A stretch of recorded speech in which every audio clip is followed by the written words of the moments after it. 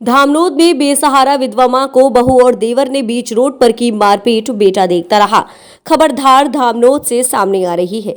कलयुग में आज जहां बेसहारा लोगों और अनाथ लोगों के लिए कितनी ही संस्थाएं और सरकार अपनी अपनी जिम्मेदारी के साथ कार्य कर रहे हैं, वहीं कलयुगी बेटे बहू और देवर ने अपनी सगी मां और भाभी को आज रोड पर लाकर मारपीट की, वो भी संपत्ति के लिए। तो क्या गुनाह था उस विधवा मां का जिसने अपना सब कुछ अपने बेटे के नाम कर दिया। उसके बावजूद भी अब बेटे बहू और काका की नजर बेटियों को दिए गए मकान पर लग गई है। इसके कारण लगातार सरेआम मारपीट करने जैसे घृणित कार्य कलयुगी पुत्रवधू और काका करते आ रहे हैं। बेटे पारस गोराने, बहू चंचल और देवर रतीश गोराने ने किया पारूबाई पर जानलेवा हमला।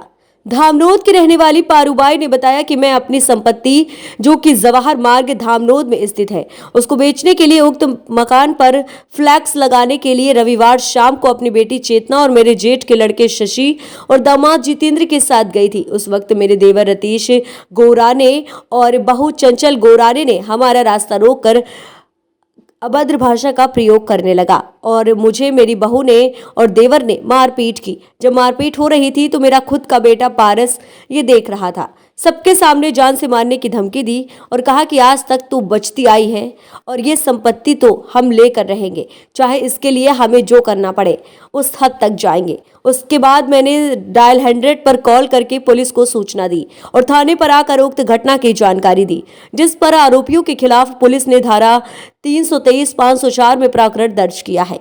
विधवा मां दर-दर की ठोकरें खाने को मजबूर, बेटे बहू की मारपीट से तंग आकर आत्महत्या को मजबूर। जिस बेटे के लिए मां रोज अपने पति से मार खाती थी और पति को बिना बताए पैसे देती थी, उसी बेटे ने आज मां को दर-दर की ठोकरें खाने के लिए मजबूर कर दिया, क्योंकि पारूबाई का एक मकान जो कि एबी रोड पर था, उसको बेचकर बेटे और बहू ने मुझे 1 रुपया भी नहीं दिया।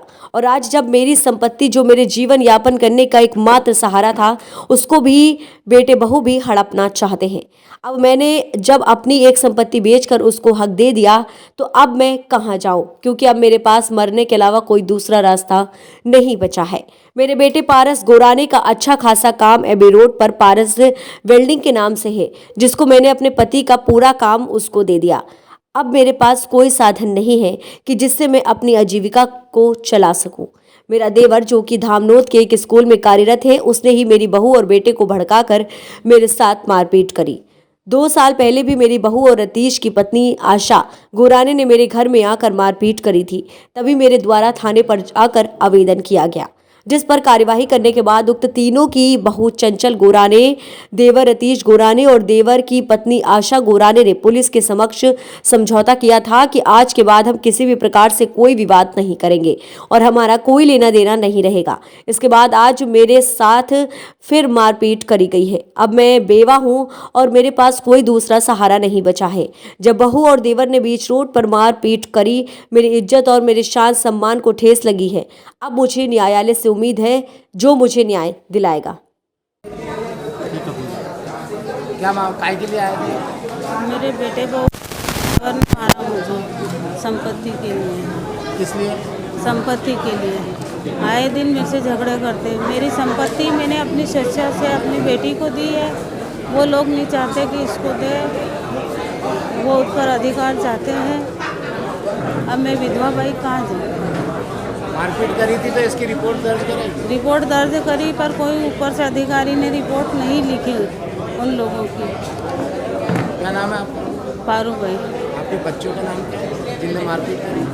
रतीश गोराना देवर और बहू चंचल गोराना और पारस गोराना। ये मारपीट करते हैं। आपका नाम? पारूबाई, निवासी धामनोद।